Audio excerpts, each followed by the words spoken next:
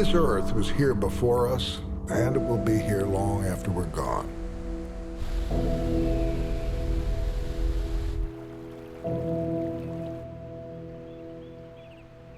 Every living thing on it has evolved together over eons of time.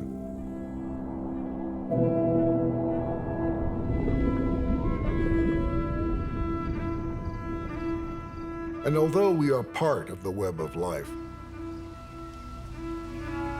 because we see it, we think we stand above it.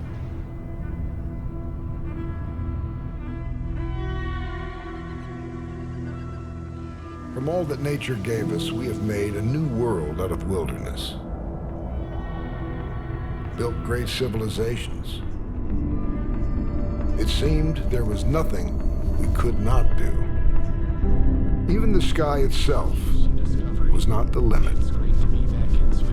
We see the symptoms of a reality we didn't expect.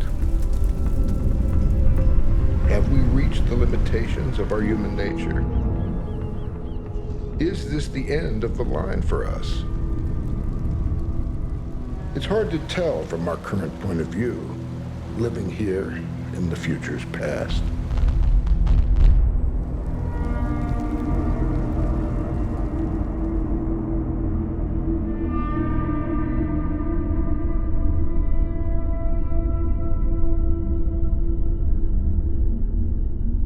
The world that we live in is just this shockingly blue sphere. When you see it in space, you understand that it's a planet that's rolling around the sun, turning on its axis.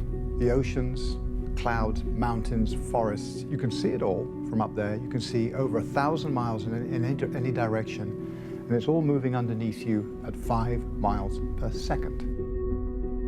When you look at the horizon, you see a very, very thin little blue ribbon of atmosphere. And it really brings home to you, it was a shock to me, and I'm a scientist, okay? I thought I had all the scales worked out intellectually, but it was a shock to me to see how thin the atmosphere is and how obviously it's easily affected by what we do.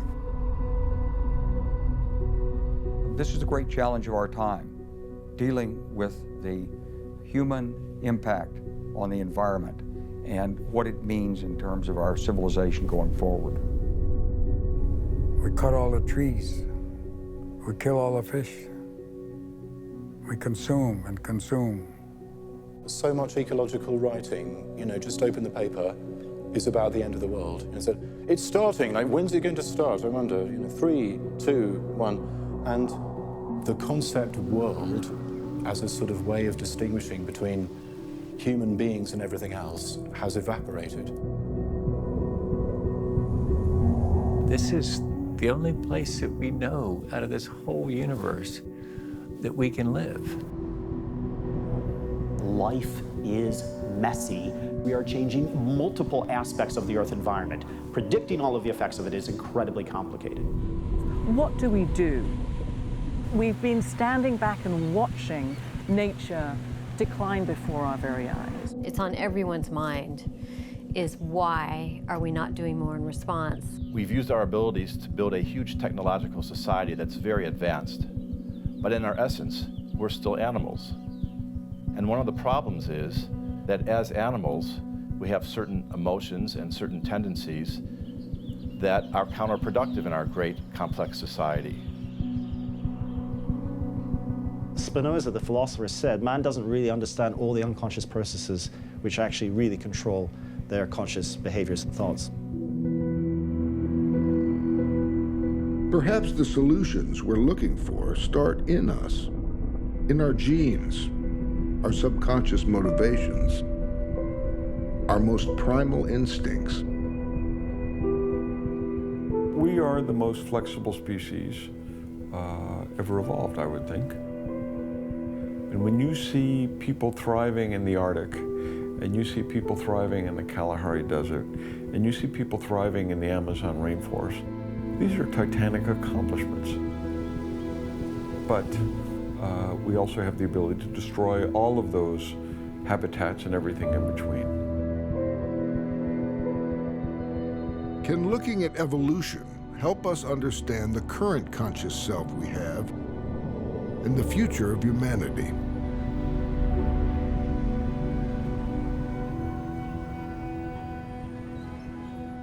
From an evolutionary perspective, humans are just another species. We're unique, but evolutionary biology sees every species as unique. Every species everywhere is a genius at survival, otherwise it wouldn't be here. Every species can teach us something. When you look at all the different life forms, the plants and the animals, they just seem so different to each other. But of course, we're all made of the same stuff, the atoms which make the molecules which produce the DNA, and the diversity is down to this process of natural selection. And so we know that natural selection has allowed diversity to appear as a process of winning out those who are most suited to the environments. Natural selection has evolved different lineages of organisms, and we are at the top of one of those lineages. The fact that we're animals doesn't mean that underneath our sophisticated civilization, we are these utilitarian lumps. It's exactly the opposite. What it means is that being sophisticated and artistic goes all the way down, at least to the level of beetles with iridescent wing cases. Because there's something intrinsically non-utilitarian and playful about evolution. We're part of the system. We're nature. We're part of the earth, and we're fundamentally dependent on its good graces. Very symbiotic relationship to everything on this earth. And I understand some people, if they say, no, this is a science thing, is not for us. That's the province of God. We shouldn't go there.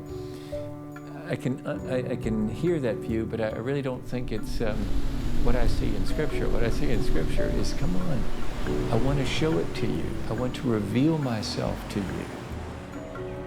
I don't see science as challenging my faith. In fact, I see it as affirming my faith. We are new on the planet. We are the most newly evolved. We're a trial run. In terms of evolution, animals adapt to their ecological conditions, but as humans, we have been able to control our ecological conditions. Evolution itself is a process by which organisms become more efficient at extracting resources from their environment. Humans are unique, and that what makes us so different from all of other animals is our mastery of technology. We're uniquely able to transform our environment in ways no other animals can. We humans are really big-brained primates that lucked out by becoming bipedal and discovering how to coerce other animals from a distance by being able to throw. We figured out how to tame fire and use it to our advantage. Our evolving technology allowed us to expand into new territories and manipulate the environment in ways that gave us an edge.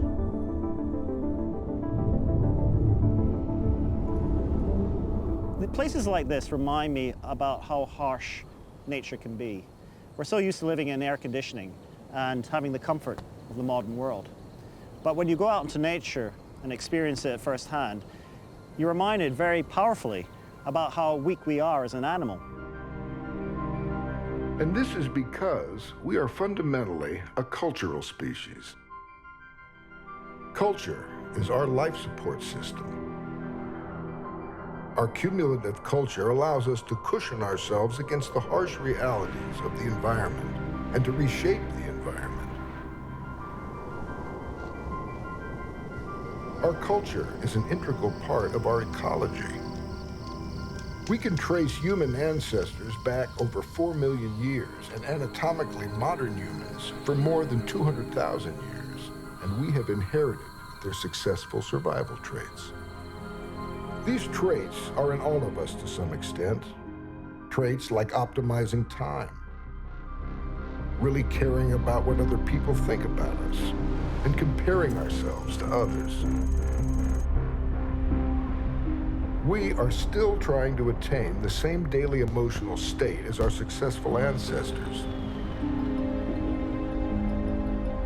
We carry the same neurotransmitters in our brains that created the exhilarating feeling our ancient ancestors got when they had the unexpected reward of finding a berry or a nut, or were looking forward to a successful hunt. But in a culture of amazing technology, we are surrounded by ready-made stimuli pushing us to reward ourselves. Our evolutionary impulses can be easily hijacked.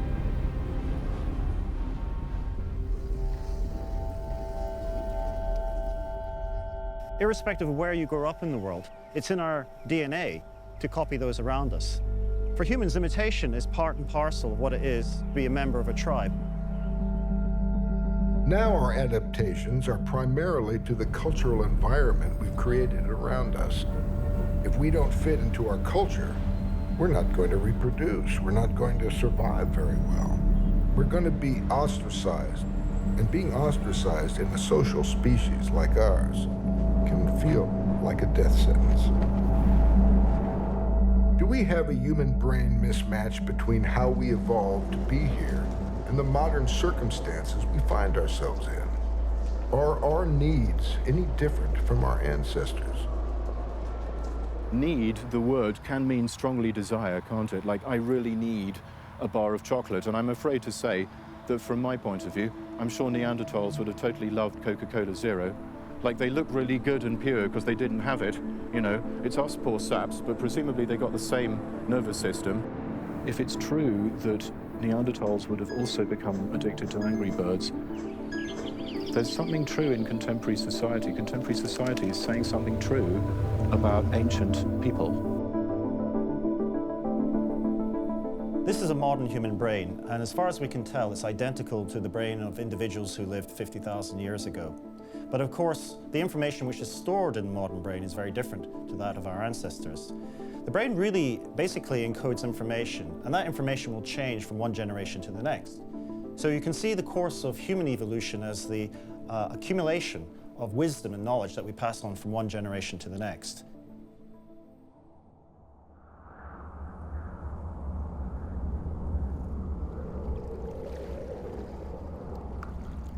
Our perceptual system isn't attuned to the massive changes that are happening on the planet, nor are they attuned to the very fine-grained details of those changes. Our brain's alarm system for threat, the amygdala, the emotional centers, are very tuned to these earlier dangers, a time when that rustle in the bushes might be a tiger that was about to eat you. Or today's symbolic realities, I'm not being treated fair, or honey, we have to talk, or whatever it is that triggers you. We have a very quick system that is sort of dealing with gut reactions, with reflex responses, with an instant response to danger. And on the other hand, we have a slower, more deliberative system, which takes time to engage and which is slow and ponderous, that we should keep engaged when we're looking at complex issues in the world around us.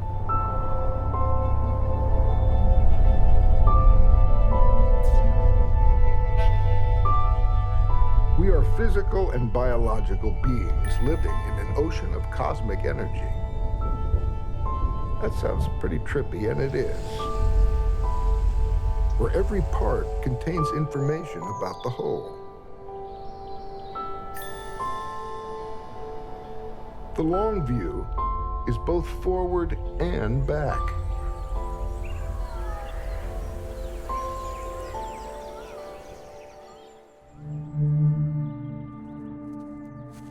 For 99.9% of our evolutionary history, we were hunting and gathering people, living in small kin groups where everybody was related to everybody, and therefore we had a vested interest in taking care of each other. We also lived off of the land in such a way that we did not live beyond the carrying capacity of the environment.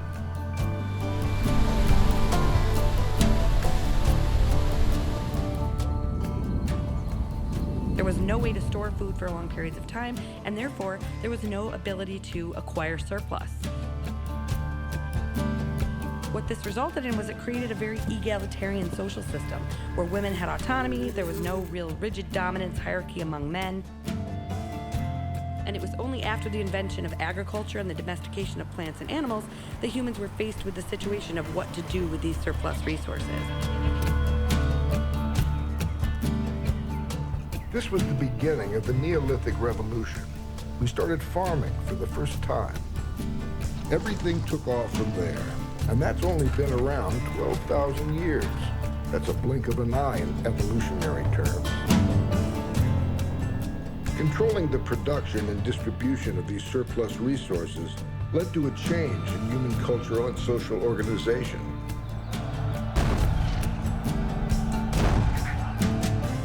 Cultural evolution is a transferable system, a lot like DNA. It has all the properties of an evolving system. Since we found agriculture, things changed, and we started to act like a larger entity, just like an ant colony or a termite colony or a beehive.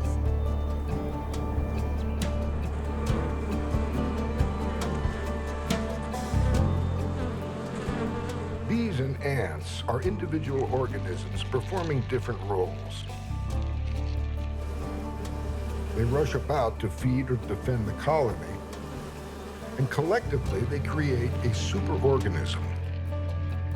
Of course, humans are not social insects, but if you were able to watch a village or a city from a distance over time, it looks a lot like a growing interdependent superorganism. A reorganization of material existence with far-reaching implications. Today we live in a world of material abundance and inexpensive energy. And this leads us to think that this is normal for humans, that it's the normal human condition. Early societies, even through the Middle Ages and up until almost the modern era, had 90% of their economies devoted to the production of energy, primarily in the form of food. That meant that 90% of what people did involved producing energy, in other words, just getting by. Our lives were based on solar flows. Sunlight hit the earth, photosynthesis grew the plants, rain and soil with the nutrients grew crops, animals ate the crops, and we ate the animals. Energy transforms from one state to another.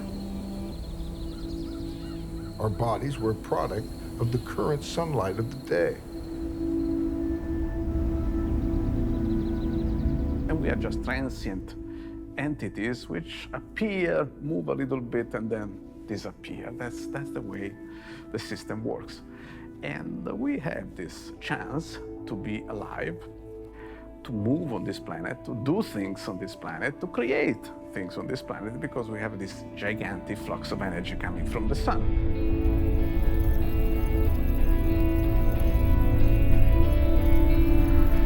The whole universe is a giant machine for dispersing energy potentials. Energy is everything in the sense that nothing moves in the universe without an energy potential available.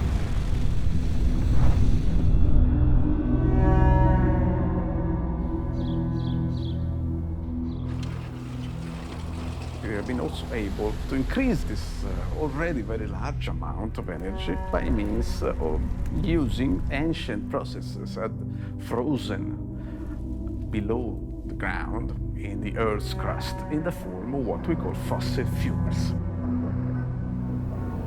Fossil sunlight is so powerful, it's indistinguishable from magic. And we're mining this ancient sunlight in a very brief period of human history.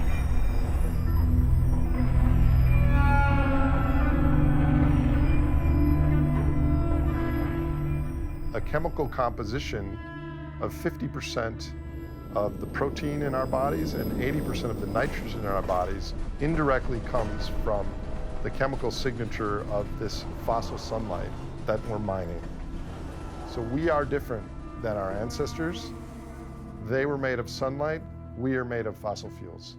In hunting and gathering societies, solar energy can provide enough food to support maybe one person per square mile. Basic subsistence agriculture can support more people but nowhere near the population densities that we have today. The way we live is an anomaly.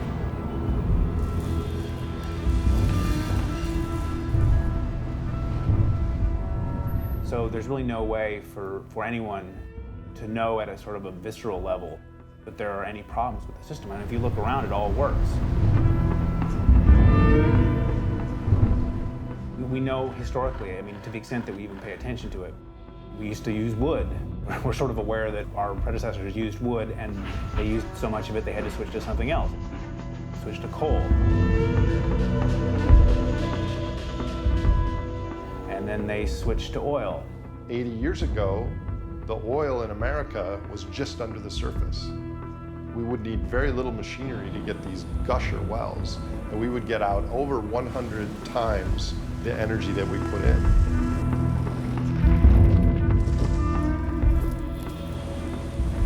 Suddenly, this whole new world of transportation opened up, and with that came this entirely new model for how we fed ourselves, how we clothed ourselves, how we built shelter. And it totally changed the way we lived. It made it possible for us to move away from the country. Throughout human history, we had to live sort of scattered in order to not tax any particular resource too greatly. As we began to be able to import food or import energy, we could pretty much live where we wanted to, and where we wanted to live were in the cities. So we have this massive migration. We empty the countryside. We all move to the city because we're growing food in the country and we can just transport it to the city. And once you're in the city, then you can do all these other things. You know, you can create all this knowledge, you can create technologies, you can create this massive economic growth. And the longer you've been living that way, the harder it is to remember what allowed it to start in the first place. And that was this idea of cheap energy.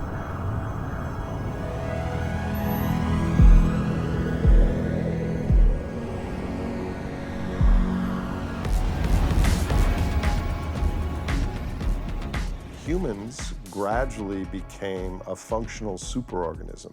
At first, we would maximize grain surplus. We would grow more grain and store it, and that would allow our population to increase and our territory to expand. But now we're maximizing surplus value. We're maximizing financial, digital, electronic representations of surplus. But all money really effectively is a claim on some energy services. And so what ends up happening is money, trade, technology are all in service of the superorganism.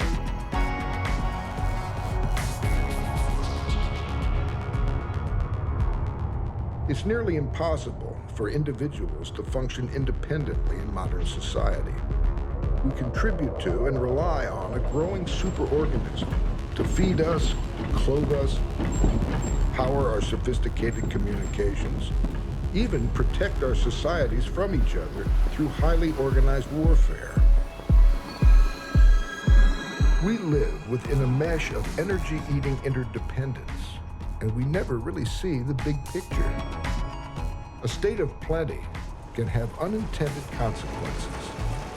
It is the paradox of our times.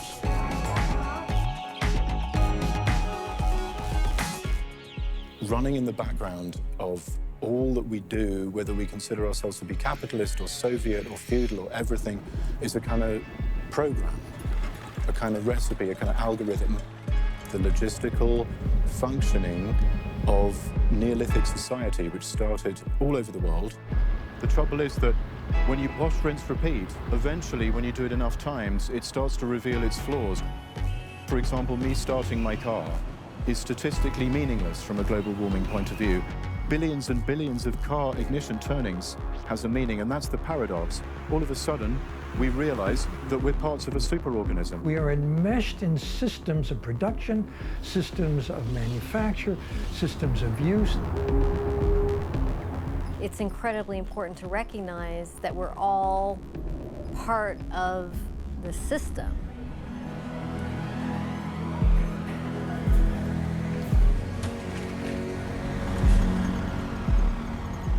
As social organisms, we're something like ants. Our signals that we exchange are far more complicated than the simple chemical signals that ants exchange. But we do exchange signals, and as humans, we take individual actions that, on the whole, cause emergent behavior. The problem that's happening today is that the emergent behavior is growing very complex and detrimental to the planet, to ourselves, and to many other species.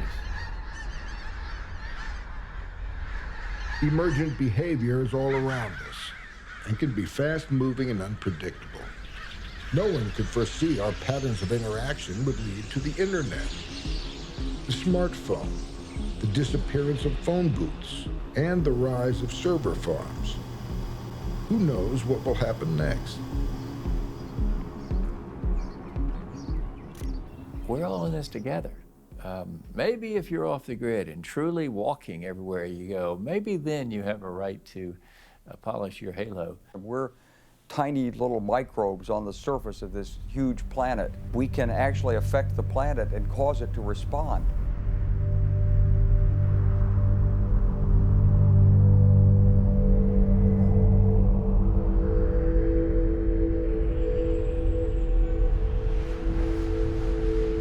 If we don't stop emitting carbon dioxide at these rates, pretty soon we're going to be in trouble.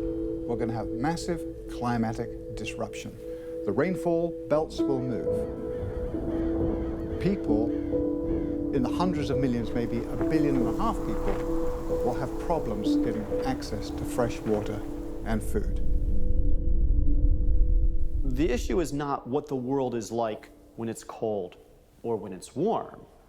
We are in a time of change. What is interesting is how the world changes when you dramatically, in our case, increase the concentration of carbon dioxide and other greenhouse gases in the atmosphere, or when it suffers mammoth biodiversity loss caused by our own behavior.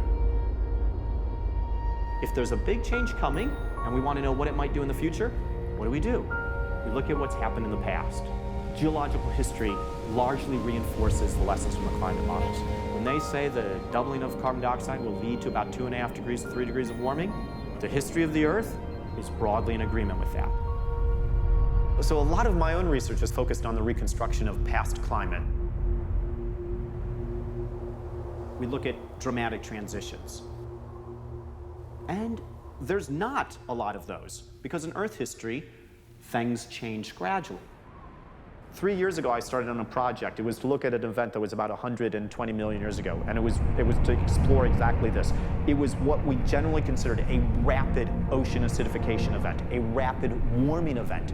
And we thought, let's look at this and see what happened. And as we studied it more and more, and we got better and better age models, and we got better and better reconstructions of the climate change, it became apparent that this particular event that happened about 100 million years ago, the climate change happened over about 40,000 years. This is the same degree of climate change that we think might happen over the next 100 years.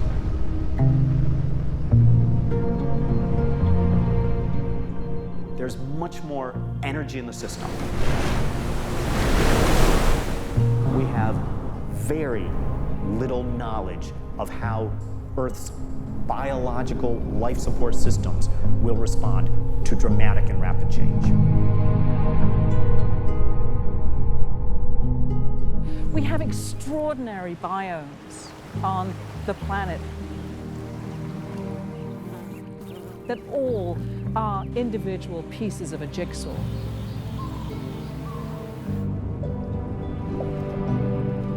The picture is clear when they're all functional and all present, but start picking those pieces off, and you can no longer see really what that picture looks like, and the functionality of the entire system is out of whack.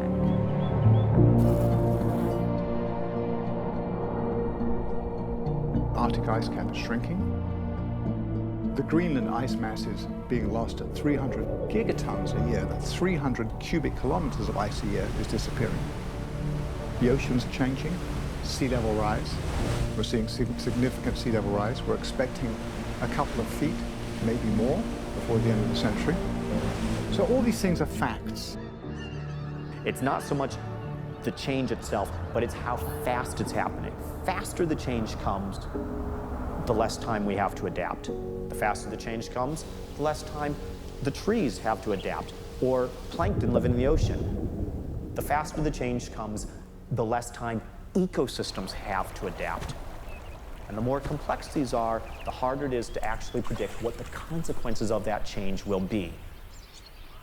Climate change is going to put huge stress on societies that are already under internal political stress and stress induced by lack of resources.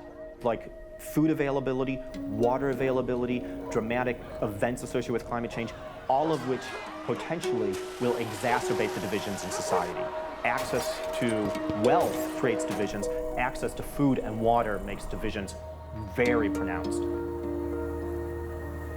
It's going to impact the way humans live on the planet. And when that impacts, then people move.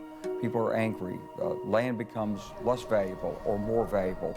Populations shift, and those shifts destabilize governments.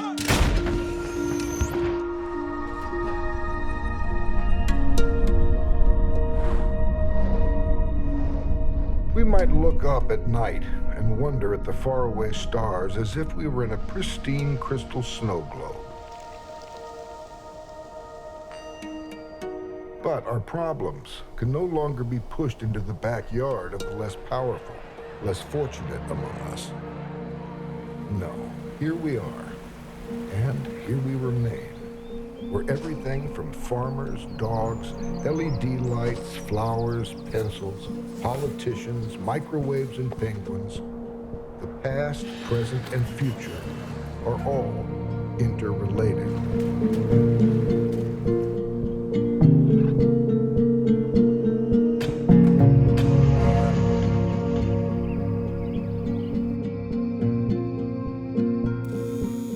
In the next 10 years, we shall increase our wealth by 50%. The profound question is, does this mean we will be 50% richer in a real sense, 50% better off, 50% happier? And so to just give more facts about climate change or about oil depletion or about environmental destruction, people don't know what to do because they're part of this organism trying to get more feel-good brain chemicals. The treadmill is getting smaller and smaller and smaller and smaller and smaller. And the number of people who want to be on the treadmill is getting bigger and bigger and bigger and bigger and bigger. And eventually, there's going to be no room to run, and so people will fall off. Many people will fall off.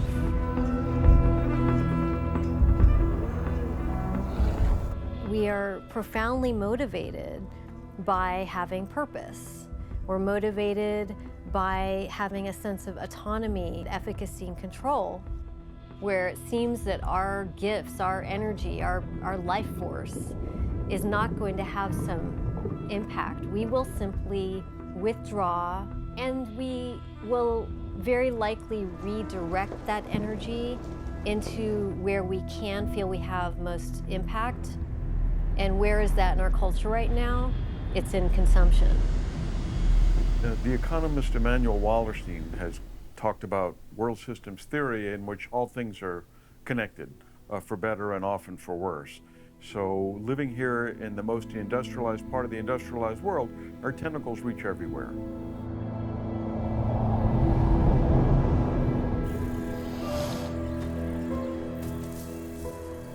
Efficacy is the ability to produce a desired result.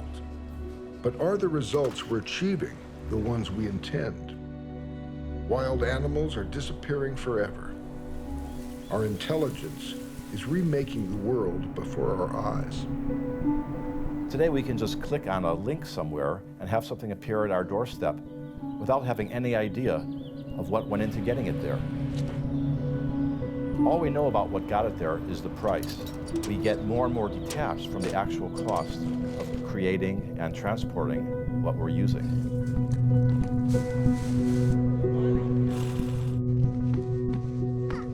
Energy is really at the center of physics, but for the layperson, probably the easiest way to explain it is that energy is the ability to do work. Work is forced through distance.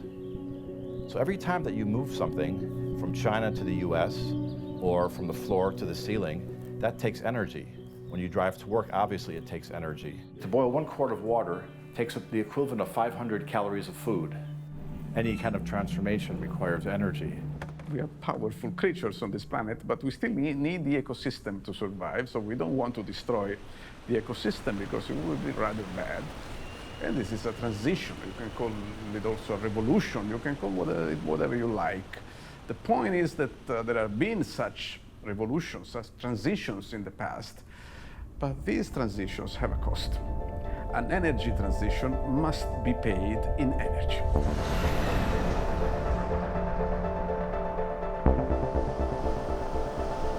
Energy is the currency of life. Energy creates movement and food. All life taps energy flows.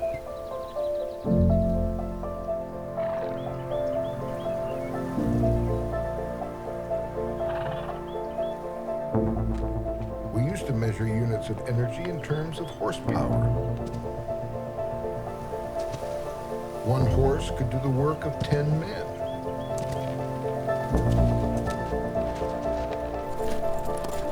A small tractor can do the work of 40 horses. It would take 450 horses or more to get the same work done as just 1 semi-truck.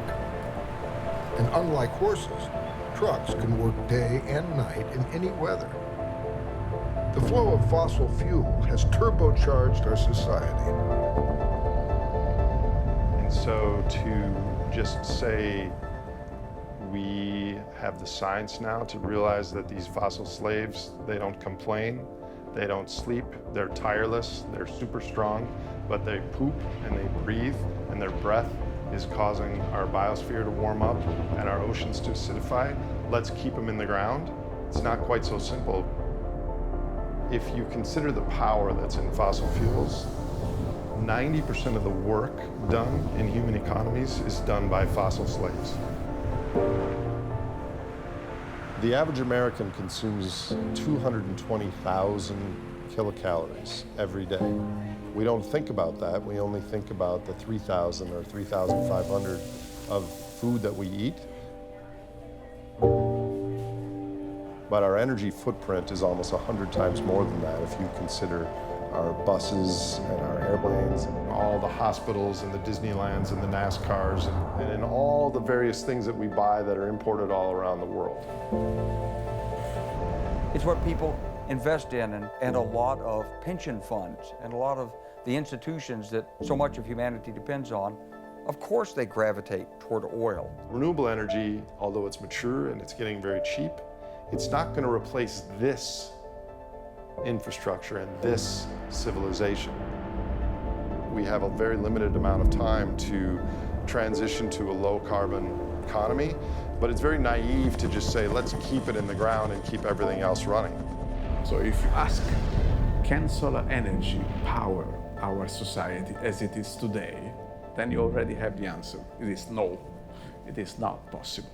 If you want to switch from oil and gas and coal and to move to solar energy, then you have to change a lot of things. Our food system right now is an energy sink. We use 10 to 12 fossil calories to produce 1 food calorie. Right now we have around $100 trillion worth of machinery on the planet that uses gasoline or diesel fuel. So for 1 barrel of oil, which we pay $50 for, we have thousands of fossil slaves standing behind us. The American inventory of automobiles, 250, 270 million cars and light trucks on the road. You're talking about more than a decade of production, and you're talking about more wealth than the gross domestic product in a year to replace it. So you're not going to make these changes overnight. You see, there is a parameter which is very basic in evaluating these kind of things, which is called energy return on energy invested. Energy doesn't cost dollars. I mean, it does, but it really costs energy. Oil is the biggest industry on the planet. So it sets the pace in terms of inflation. So if you raise the price of oil, all the other prices go up until people have accommodated and they can still afford to pay the extraction cost for oil. So it's not like we're running out of oil or coal or gas. It's that it's getting more costly in energy terms to get it. Because it's more costly, it has less benefits to the rest of society. The 1930s, the Beverly Hillbilly oil just bubbling under the ground, we've used all that. Net energy, which is the energy left after we pay the energy cost of finding and extracting it, net energy is declining now. We don't realize the scale and the stakes of what's happening. When we take on debt, we are promising to repay it with future energy. The fossil fuels will not last forever. They cannot last forever. The energy potential in 1 barrel of oil is equal to a human being working 40 hours a week for 4.5 years. You have to think to the future. You have to save something for the future. In order to have a harvest of renewable energy, do not eat your seed corn, is an old saying.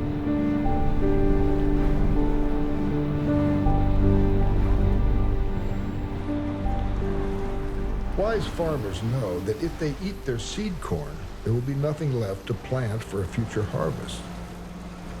Will future generations look back at today and view much of the energy we're burning to have been wasted? Are we eating our seed corn? So many of us have come to expect a level of comfort and convenience unprecedented in our biological past.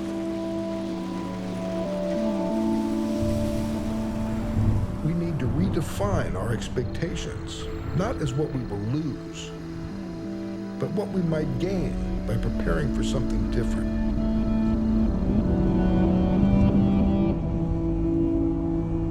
Oh, fossil fuels are bad, we need to keep them in the ground. So we've got this big divestment campaign where we stop investing in coal and oil and natural gas. But if we stop investing in the stocks, as long as we continue to fly and drive and have infrastructure built around cheap transportation, global connectivity of supply chains, then some hedge fund will just buy those stocks back 5 cents cheaper. We can very easily get into the mode, for example, when we think about oil, of addiction speech. I'm going to leave this bottle of whiskey in the cupboard and I'm not going to touch a drop of it, which means that I'm still fixated on this whiskey. Paradoxically, this is actually, of course, not really thinking differently. Is a little bit of a hangover from this myth that things should be functioning smoothly and that smooth functioning is something that's real.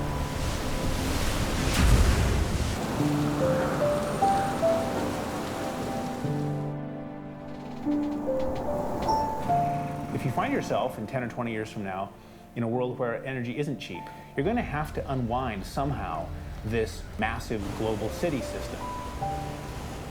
So then you look back in history to times when this has happened before. I mean, the Roman Empire, one of the reasons it fell was it was no longer able to continue to bring in food and other supplies to Rome and the other big city-states. And cities no longer were habitable. They just didn't function anymore. So what happens this time around?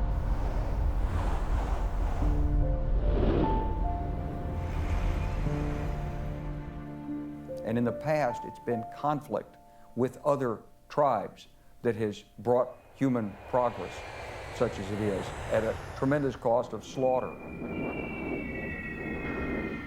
World War I brought forth radio and airplanes. World War II gave us nuclear energy. Space race between the United States and the Soviet Union, the Cold War that gave us communication satellites and global positioning and many other things. And now we're into something where we have to work collectively. We can't work against each other. We have to work with each other.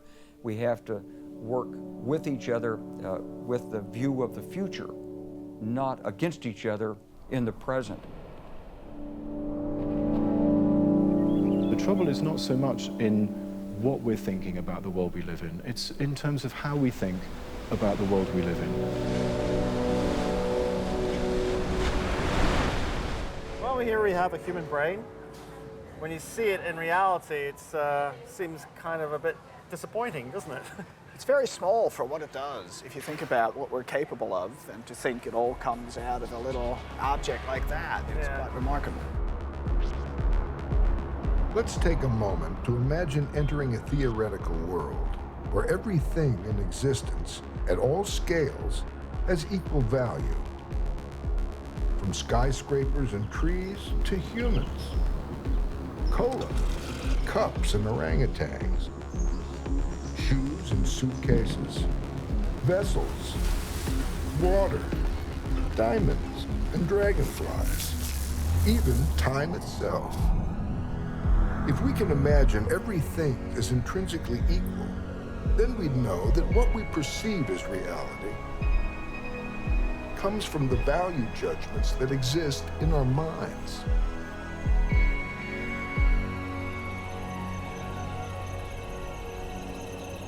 If everything exists in the same way, then we have an interesting problem. If it's true that even just by existing, I'm killing a huge number of life forms, then I have to figure out what kinds of life forms I'd like to kill. And I have to be rather conscious and explicit about it. And being conscious and explicit about stuff is an incredible drag. There's always an unintended consequence of what you're doing, for example.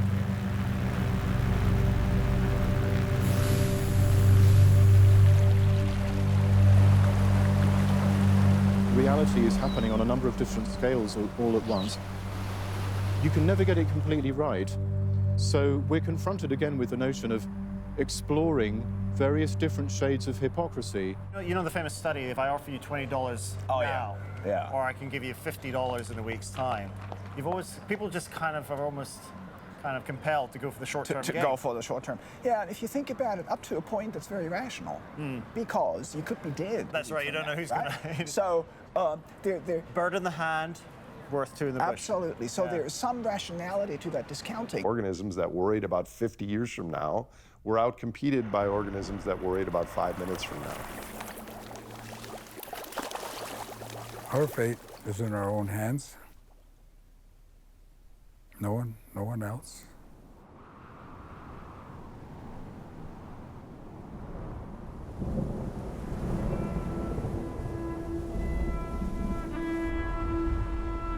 How will we shape the future towards a better outcome? What defines our identity? Are we our urges?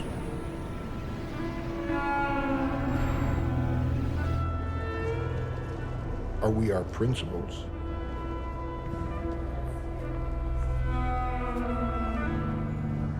Who are we? Who I am is really the accumulation of my experiences with other people, my interactions with other people. You know, babies don't have a self-concept. They don't have an idea of who they are. But as they interact with other people, they begin to create an image of themselves, of a feeling of who they are, and thoughts about who they are. That's really picked up from the views and responses of other people. In this modern society, people spend a large amount of time and effort accumulating objects and possessions, and sometimes these have no particular use whatsoever. But it's almost as if we have to acquire things around us to make a statement of who we are.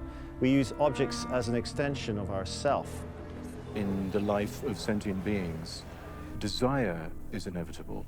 The kind of plastic products that consumerism makes out of desire might be optional, but desire is inevitable. That same drive is what makes it easy for Apple to sell us a new iPhone every year. I mean, I guarantee you don't need the next iPhone. In fact, you don't even know what new features it's going to have, and you won't know until you see them, but you're pretty sure that you're going to like them when you see them. And that was the whole point of this notion of dynamic obsolescence.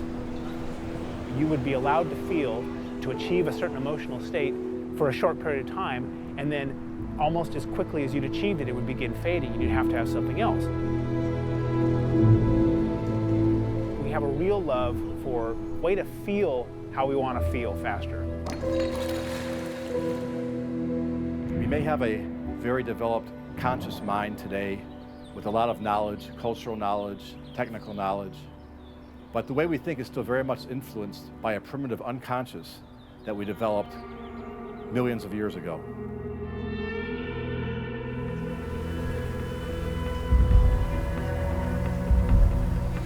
We humans aren't just like animals. We are animals. And as animals, we compete for mates.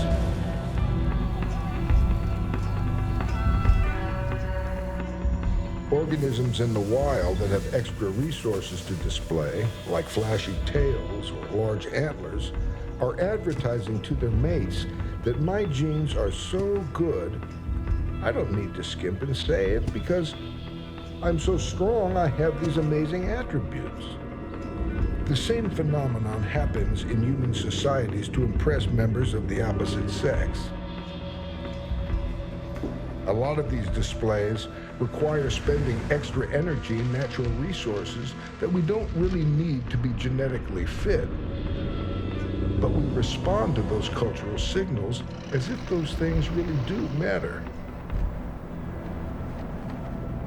This question of status and of showing our status, I do believe that that's one of the most fundamental determinants of our behavior. Yeah. Well, you know who knows this best of all is the marketing and the advertising people, because when they're selling us stuff and it's designer, or what they're tapping into is this preoccupation with what other people think, because they understand intuitively that we're all animals seeking social status.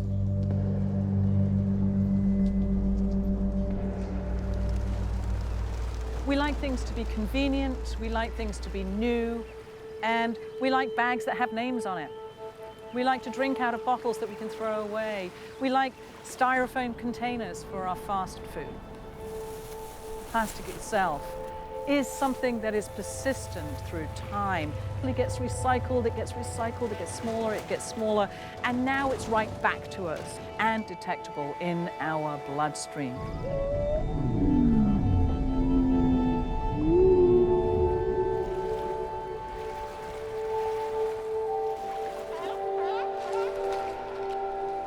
Out of alignment with what we hear and we understand and we know what's going on, and the life that I am leading, including all the things I love that might be really ecologically problematic, but that I love them anyways. So we have this very positive spin on ourself, and we try to maintain that characterization to the extent that we will only pay attention to information which confirms that bias.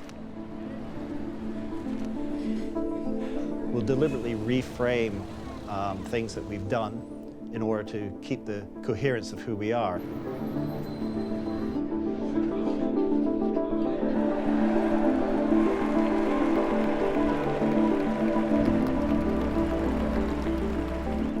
Our brains are always creating these distortions. We have no direct contact with reality.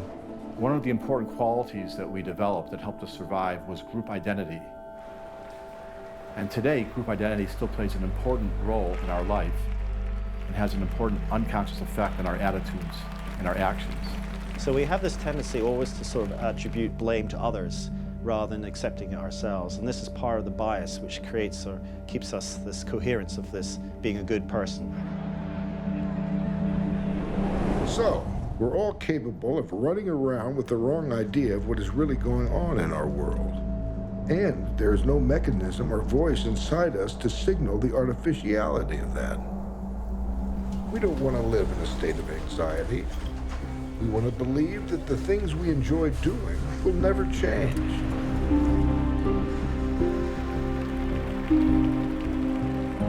Do we confuse what we need with what we desire, and what we desire with what we need? Desire is logically prior to need, actually, and need is really just like stabilized desire that's been turned probably socially into something seemingly necessary. And so I think we need to be a little bit careful when we talk about being in an ecological society, meaning our needs matching up with what we want. So there's this constant dance between the inhibitory centers that know what's good for us in the top of the brain, particularly the prefrontal area, and the midbrain areas for emotional impulse, which just wants to grab that yummy thing and have it now. So let's say we're in a bakery. Everything looks so good, and our brain, which during evolution was designed to crave fat and sugar, is going nuts. It just really wants one of those yummy things. But then our prefrontal cortex, the part of the brain that learns, the part of the brain that understands, says to us, you know, this is fattening and you have that blood sugar problem, and it's not so great for you. And the prefrontal cortex has the ability to inhibit emotional impulse. And once we understand the true cost of the things we use and the things we do to the environment, the very same mechanism applies. And lets us pull back to the balcony of the mind where we see everything that's going on. Then we can make a better decision. This is the first step in changing our habits, because without mindfulness, we don't even notice the choice points. We just blindly, spontaneously, automatically do that thing we've always done. Our old habits take us over. When there's uncertainty, when there's a sense of precarity, when there's a feeling of vulnerability and confusion, that's exactly when we are most susceptible, obviously, to adhering to a message, a voice, a person who comes along and is able to meet those anxieties and those uncertainties with such confidence and certainty. And so that's what we've seen replaying over and over again in politics.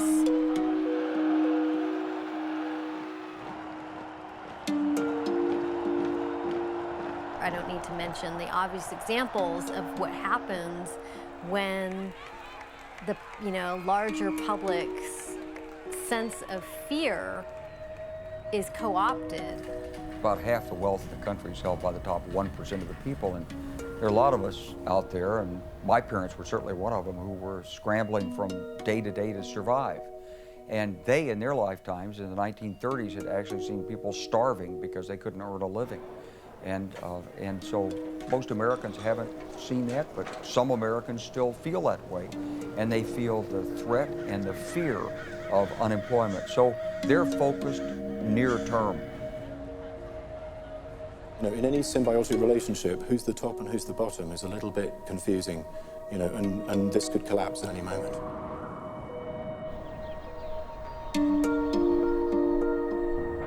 The desire to be rescued is based on a profound and deep sense of powerlessness. Open up a paper or watch a conventional ecological documentary, and what you'll see are all kinds of facts designed to make you feel scared and upset and guilty. This is how we talk to ourselves about ecological disaster. Now, the trouble is that that means that psychologically we're actually still putting ourselves before a time when it happened, somehow allowing ourselves the choice to either go down that path or not. Now, the point is we're already down the path. When we on the climate science side talk about the reality of climate change, at first blush it sounds like a bit of a downer. So one's natural reaction if you hear bad news and someone else tells you, no, that's not true, is to at least sort of say, hope that the guy who's telling you that this is not going to happen is right. For 6 years in Congress, I said that climate change was nonsense. I really didn't know anything about it.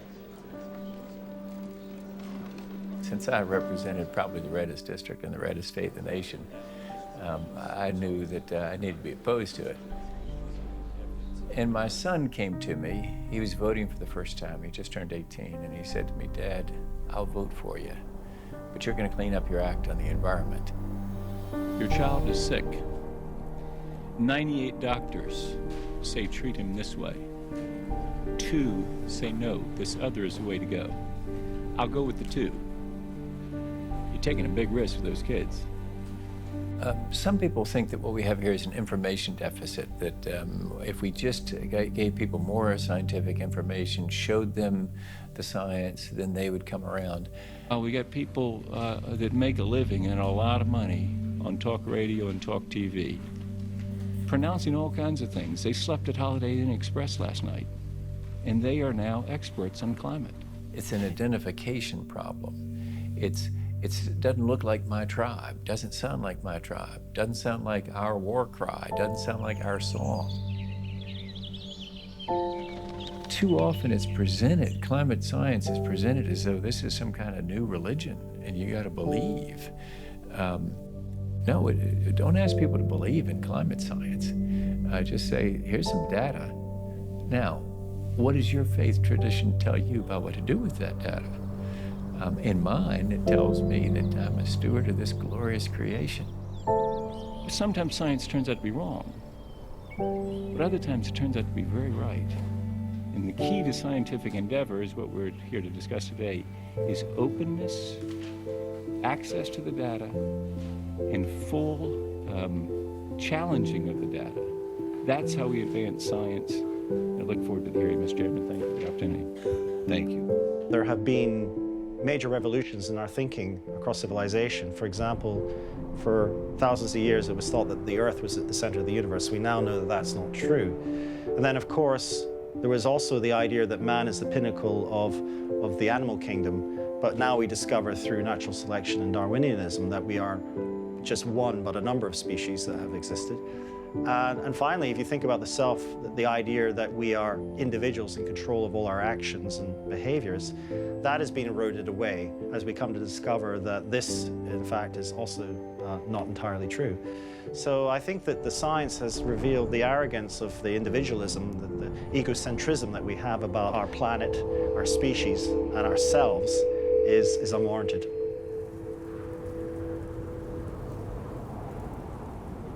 Ecology. It's a word derived from the Greek oikos, or household. It's the study of the relationships that interlink all the members of the Earth's household.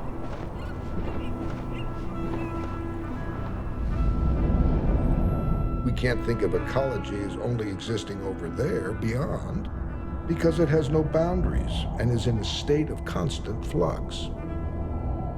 Ecology is intimate, coming right up to our skin and through it. It's permeable and borderless and chaotic. The internal and the external are always entwined. So when we speak about sustainability, what is it that we hope to sustain?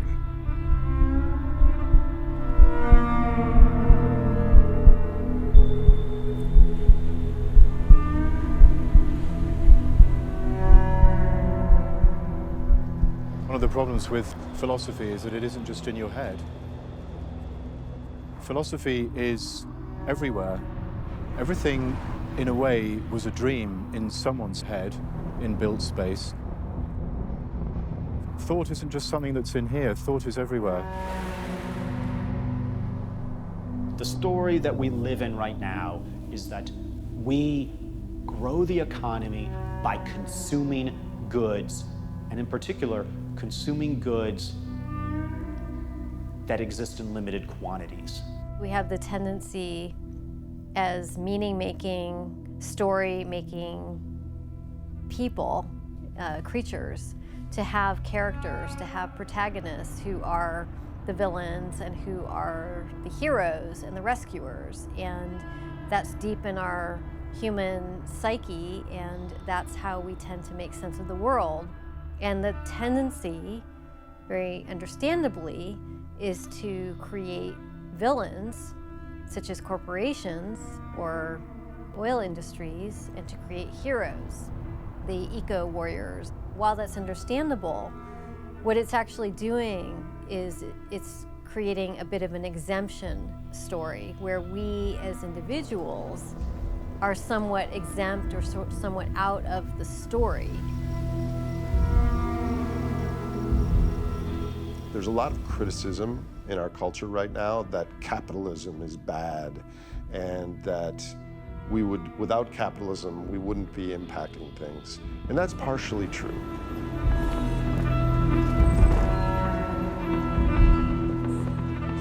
Underpinning this system is the optimal foraging instinct that resides in our animal natures. Wolves, for instance, they're better off running down an elk than spending the same amount of time and energy chasing a mouse or a rabbit. They're more evolutionarily fit and have more calories to raise their offspring. The same dynamic is in humans. We like to invest a little and get more in return. We do this in stock markets when we get a 20% discount on shoes, a 2-for-1 cocktail at happy hour, or a steal of a deal buying a house on some special foreclosure. Capitalism isn't entirely good or bad. Capitalism is in service of the superorganism. Together, we're functioning like a gigantic wolf pack, hungry for more energy.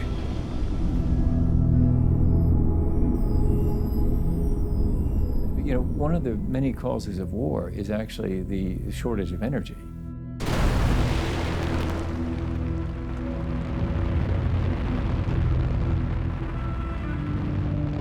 Energy is always flowing from like a kind of compacted state to a less compacted state. Entropy is how things are constantly running down to zero.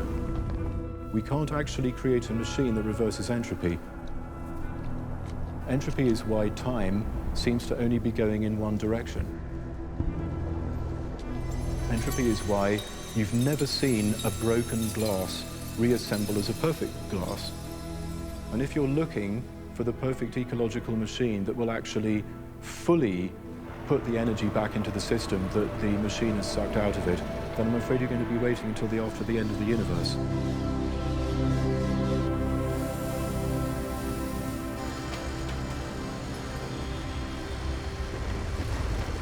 So you always have to leave room in your analysis of animals, and animals in the broad sense, I include people in that, of thinking that we're always going to do the right thing, that we've optimized all of our actions, our foraging strategies and everything else, and we can extrapolate from there, because if we had everything right, there wouldn't be any problems, would there? There'd be no poverty, there'd be no climate change, there'd be no warfare. Where you sit determines where you stand, and if you're sort of all tied up in a particular kind of industry and you see your future there, naturally you hold on. There's no such thing as a free market. I hope people can understand that, because if there were free markets, you'd end up the way we ended up in the late 1800s, with a few very powerful trusts controlling all of America, without government helping us shape the market forces. The market forces will be taken by the very short-term requirements that are placed on them by us, by our need to go to the filling station and get the cheapest fuel, by the need for the pension fund to get its 8% return no matter what it's investing in. Really tough to earn the 6 or 7% or 8% per year that were in those actuarial calculations when the pension funds were established. So it's not some foreign institution that makes us be short-term focused, it's us. Why didn't the administration anticipate the energy crisis several years ago, formulate a positive action plan to do something about it? Have to bring a different perspective to this. A couple of years ago, I asked a member of Congress, I said, what's the toughest issue you're dealing with right now? And she said, federal subsidies for seashore flood insurance, because we've always subsidized it, and the cost of the subsidies is going way up, and people insist on buying these homes that are subject to tidal erosion and to flooding and to destruction ultimately. There isn't transparent, accountable pricing for all the impacts of the burning of fossil fuels. The markets aren't working right. And once those costs are revealed and put at the meter and put on the pump, then consumers will make choices that are in their self-interest. We'll be making transportation fuel on our roofs. Of course, I'm not saying that we get to nirvana and we don't have any war. One of the causes of war would be less, because energy would be more abundantly available and more distributed around the world. If we're going to live up to our name, Homo sapiens, which means wise man, we'll have to understand our subconscious motivations, our unconscious desires and justifications, and the true cost of energy. When you look at the past, you're looking at decisions about how to live in the world that people in the past made. It may be technically true that we don't know everything about where our food came from. We keep telling ourselves it's difficult, but just read the back of the cereal packet. It tells you what the stuff is, and then you can figure out where it came from on Google.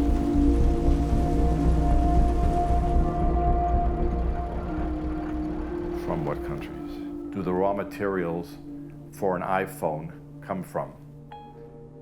Hey, there you go. But here's, how about this, the commodity chain.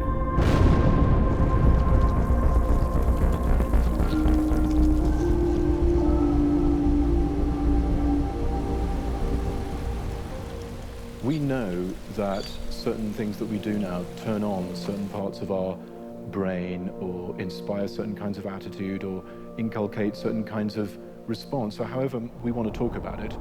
We could think of the kind of fire that consumerism lights up in us with all of the desires as a kind of gateway to more desires that might be actually more interesting and more in sync with other life forms. When you think about the universe as the flow of energy, then that simply changes your whole perspective about what it is to be alive. All living systems require energy. As individuals, if we think more strategically about how we're using the planet's energy, life would be better for every living thing. You know, individual behavior can emerge as something different at a different scale. Emergence is sort of interactive. We don't need 24/7 access to energy. We need 24/7 access to feelings. If we can just approach each other without the sort of condescension that comes way too often when we come to environmental topics, and say, all right, so we're looking for something to work. One of the important aspects of the evolution of cooperation is the development of complex moral emotions. So sympathy, empathy, compassion, and these are the key. I think this is vital to our understanding of the human condition. The morphological adaptations that we have are simply reflections of where our ancestors arose on the planet. How much sun did they get? How much oxygen was in the air? These determine the shapes of their skulls, the color of their skin, but it has nothing to do with the inherent essence of what it means to be human, because we're all the same species. It's been a pretty wonderful journey for mankind, but boy, what a wonderful set of issues to have to wrestle with going forward. We don't even have to get to Alpha Centauri to find these issues and learn about ourselves. It's about how do we look at long-term problems? Can we embody the wisdom that we feel is inherent here and move into the future wisely? In our council at Onondaga, when we look into the future and we address ourselves and say, Swaya Nisum, across the fire. Swaya Nisum. And I asked one of the old chiefs, my uncle, I said, what does that actually mean? He said, it means the leaders. I said, no, what's the real literal translation? He says, it means you who look far in the future. Liftoff. Houston, Tranquility Base here. The Eagle has landed. Astronaut Neil Armstrong, pursuing the next step in the evolution of our knowledge, when he returned from one of mankind's greatest engineering achievements, stated, "I felt a successful lunar landing might inspire men around the world to believe that impossible goals are possible, that there really is hope for the future of mankind." We are living in the future's past, and the relative odds of future outcomes change every second. The world we all live in is not larger than the sum of its parts. Each part is neither the center or the edge. It's a bustling world, a household of beings, colleagues, both human and non-human, animate and inanimate, over which we have influence, but in turn influence us. Physical realities exist regardless of our desires. Seemingly insignificant actions taken collectively have led us to this moment.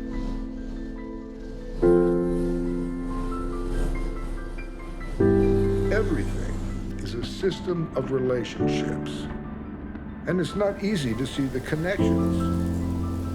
The connections between the paint on a barn, the indifferent asphalt, a press conference, or to see the invisible links between human expectations,